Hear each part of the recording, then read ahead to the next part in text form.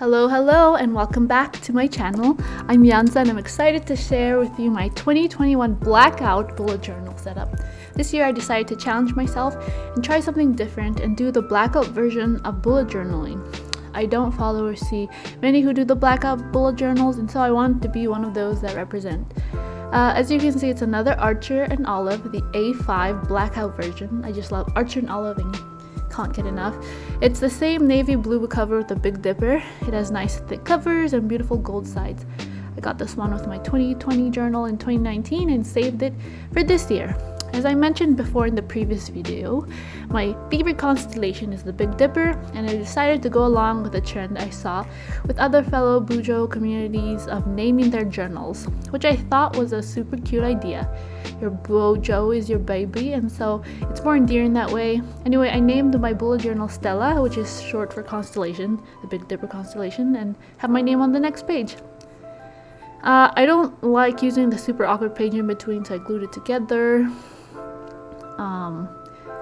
Next, I have my grid spacing page.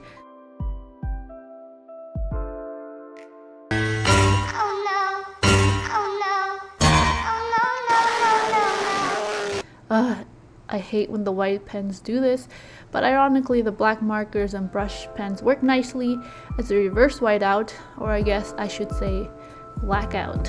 Anyway, it's just really handy to refer back to, and it tells me how many dot spaces I have to count to divide my pages into half, thirds, and or quarters for future spreads.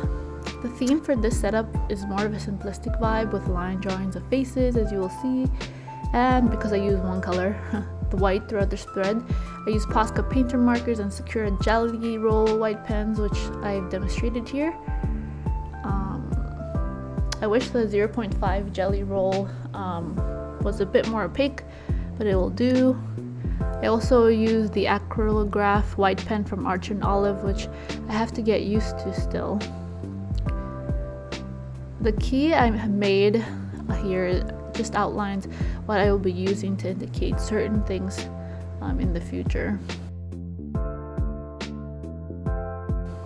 I call this year my year of the unknown, and so the theme for the year I decided to go with is unknown.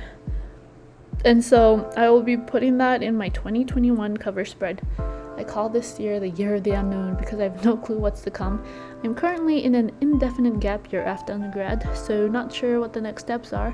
I just know I have to continue trusting in God, and He'll lay down the next steps for me to walk in. I decided to use this simplistic drawing of faces I found on Pinterest to look at unknown in 2021 as a reminder to look at the past and see how God has been leading me and how He'll continue to in 2021. And so that is why in the next page I decided to write out one of my favorite verses from the Bible, Psalm 56:3. When I am afraid, I will put my trust in you, to constantly remind myself of God's promise that He's always with us in the good and bad. The drawing will represent my times keeping in touch with God. Last year I had a spread to put all my favorite verses and definitions from my devotionals, so I think this year this will be that spread. So another favorite spread of mine was the year in Polaroids that I saw from Amanda Ratchley's videos, and wanted to continue it as my 2021 highlights. This journal is only 160 pages, and so I'm anticipating that I will probably only be using it up until June, and so that's why I only have 6 months worth of Polaroids before switching to a new one.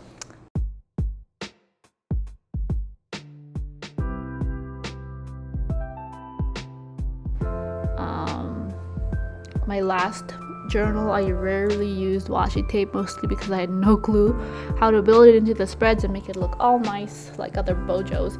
So I'm stepping out my comfort zone and trying to use more washi tape this year, even if it doesn't go well, because sometimes that's just the way it is, you know? Another fun spread from Amanda in her setup this year actually was her mini future blog booklet. I thought it would be really fun and cool to remake into the black one. I hope she gets to see it in my black journal someday. And if she's watching, hello, big fan.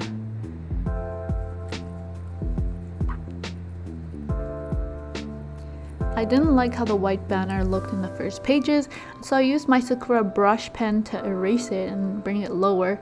I think it's therapeutic for me to write out all the dates by hand, but I've seen people use stickers, which is cool too, though there's not many for black journals. It wouldn't have gone with my aesthetics anyways, I think. I really love how this spread is turning out. There's enough space to write, and it's great to put events down in the future even if you don't have the monthly spreads down.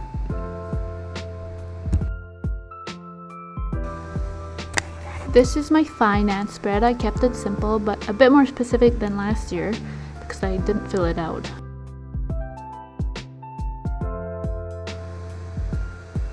I found this fun savings tracker from Pinterest here and decided to double it and try to save $27.56 instead.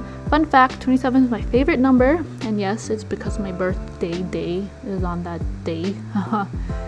I did a want page next to it just to jot down things that I want, but won't necessarily buy because I don't want to spend unnecessarily on things I won't end up using. But if by a certain date I still want, need, or run out of it, I would consider buying it then. Another Amanda spread. So this is the first year that I might actually be consistent with YouTube since I really like bullet journaling. I was really sad when my phone died and missed me filling it out because it was a fun spread to recreate. I cannot count the amount of times I've tried to start a channel by myself or with different people, but that was the final look. I added an additional column different from Amanda's spread, which is titled title, to write down a proper title to post the video idea under. A fun spread I decided to include is a washi tape collection in Polaroids. I currently have 6 official washi tapes, and then I have this blackboard tape and painter's tape that I included. I have them hanging on different lines as Polaroids so I can add to the collection in the future.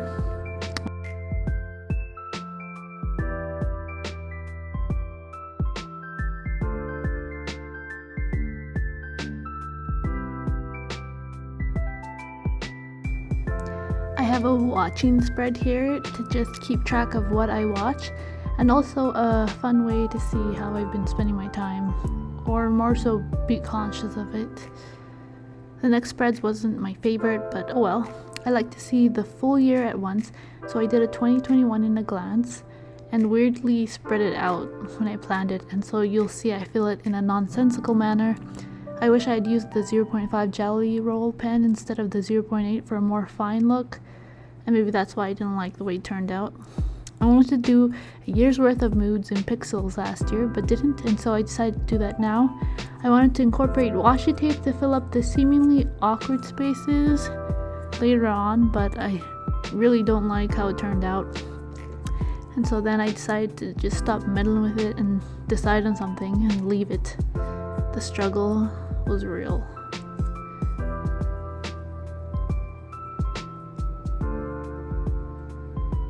Anyway, that is all that I have for the setup. Let me know which was your favorite spread. Before I did the final flip through, I realized I didn't erase some pencil markings and had to reflip. So this is my actual final flip through. Thank you so much for watching. I enjoy sharing with whoever is interested.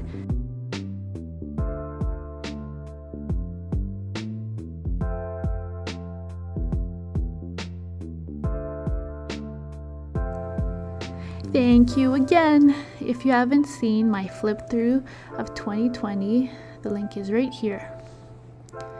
Goodbye, peace and love.